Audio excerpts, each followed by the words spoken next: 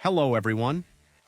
According to the data of the 50s and 60s of the last century, the American Paul Edward Anderson really possessed phenomenal strength and squatted with a weight of 544 kilograms. He won Olympic gold in weightlifting and held almost 3 tons on his shoulders. Not all of these records are officially registered. There were so many of them that the entire issue could be devoted only to listing them, but more importantly, how they were set and who Paul Anderson really was, once recognized as the strongest in the history of mankind. Paul Anderson is really a man of paradox, and it's not just about his strength. Usually, if a person is destined to become the strongest of his kind, it is noticeable from a young age, if not from childhood, then certainly in adolescence. In the case of Anderson, years later, none of his entourage remembered any special strength in the future record holder, who played American football in his youth, as well as discus and shot. What I remember most of all, strangely, after so many years and after all his records, is Paul's incredible speed with his massive size. He had no equal in sprints. He was always the first to cross the finish line. I would never have thought then in my school years that Paul would become the strongest man in the world, and maybe in history. He was fast, yes, but not too big. Just a tough guy, although quite strong, but still I would not say that he stood out significantly among us. A friend remembers him. Well, that's not all. Over time, Paul got bored with football, and plus the guy also gained a lot of extra weight. At 175 centimeters tall, he weighed well over 100 kilos. Anderson wanted to find a way to realize himself, when suddenly an ordinary gift from his uncle, and barbell, became fateful. Up until that moment, none of his peers had noticed that Paul occasionally trained with additional loads, and this most unremarkable guy, after only 3 years, became a national star and known as the strongest man in the world. It seems incredible even now, but in the middle of the last century, the floor appeared as if from nowhere. The first mention of Anderson as a weightlifter dates back to February 1952. It was an article by Bob Peoples, who by that time held the national and world records in deadlift, 329 kilograms with a body weight of only 82 kilos. Bob wrote about a 19-year-old boy, a certain Paul Anderson, who suddenly began to demonstrate incredible strength. When their meeting took place, the rumors about Paul's strength were confirmed. This same young man, without knee bandages and any kind of warm-up, immediately sat down with a weight of 250 kilograms for 2 repetitions, despite the fact that the record at that time was 260 kilograms. At that time, Anderson weighed 125 kilograms, his neck was 54 centimeters in circumference, his arms were 51, his chest was 127, and his legs were 84. But that was just the beginning. Soon a new article was published about Paul, whose weight was gradually approaching 135 kilograms. He has already been called the new star of power sports. He became the first to squat with a weight of more than 317 kilograms. At his very first tournament, Paul immediately breaks the world record, but it is not counted to him. He was only formally admitted to the competition, and for the record, it was not enough. But already at his next competitions, Anderson was a full-fledged participant and reasserted himself when, with minimal interruptions, he squatted at 275, 288, and 295 kilograms.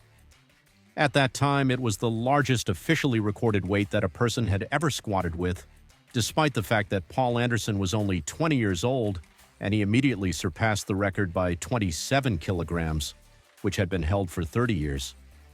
At the same time, Paul started weightlifting, and after just a few months of training, he raised an amount of 800 pounds or 362 kilograms. Eyewitnesses recall that, equally with the strength of the floor, his size attracted attention. In those days, there were practically no athletes so big, especially those with such unprecedented strength, and wherever Anderson appeared, all attention was drawn to him. Already in July of the 53rd year, Paul sat down with a weight of 345 kilograms. After just 2 months, I squeezed out 160 kilos standing up.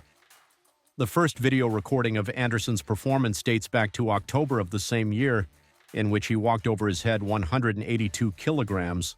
But not everything was smooth. And even the titan of strength, Anderson did not escape injury. At one time, he tore a ligament in his left arm and was also involved in a car accident.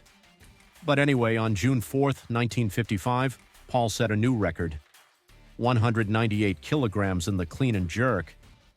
He became the epitome of human power, at least at the national level, and therefore it is not surprising that after one of his regular performances in Cleveland, the American government sent the athlete to the Soviet Union as part of a competition and demonstration performance. In Moscow, Paul set 2 world records at once, easily lifting 518 kilograms in total movements. History has never known such powerful people. Many believed that there would be no strongmen equal to Anderson in the future. In Moscow, Paul was overwhelmed by a wave of applause and admiration. He was called a miracle of nature. Well, at home he was greeted like a hero. Fans moved in whole convoys to the place of his arrival, and later Paul had a meeting with Vice President Richard Nixon.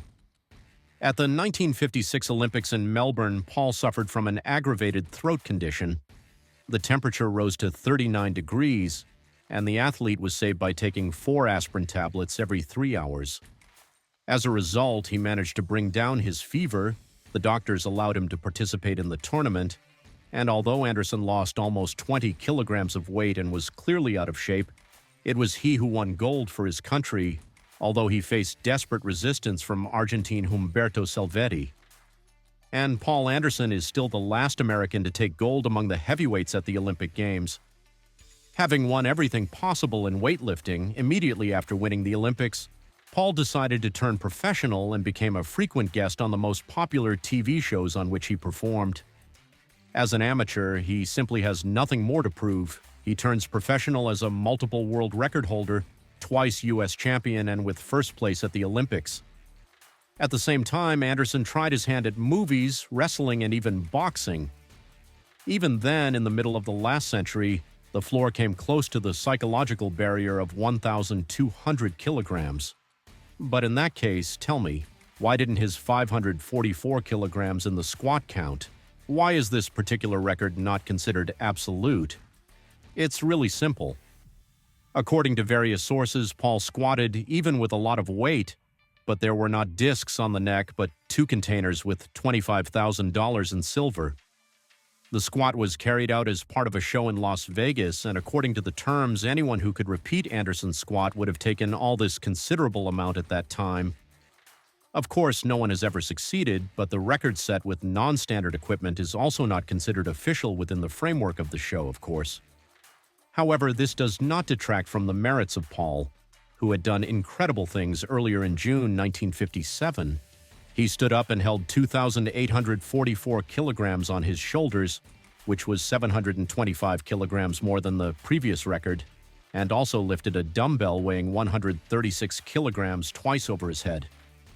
Unsurprisingly, Paul was something of a superhero to his contemporaries, but even Paul's body was not eternal, and his desire for new records played a cruel joke on him. He couldn't stop in time and relied too much on his health, resulting in serious joint and kidney problems. It was so bad that in the winter of '80, Paul had his sister's kidney transplanted. By that time, Anderson could not walk, had lost almost 100 kilograms and was almost dying, but the operation prolonged his life and allowed him to fill it with even more meaning than before. In the remaining 14 years of his life, Paul became a Christian preacher, traveled around the States with appeals in which he claimed that even he could not do without faith, and from time to time continued to use force, although he could not reach his former heights. At the same time, Anderson gave all his savings to charity. Namely, he opened shelters for children with a difficult fate. Next is a quote from Paul. "The main thing in my life is faith. I tend to give more than I take. I strive to realize my abilities to help others in every possible way.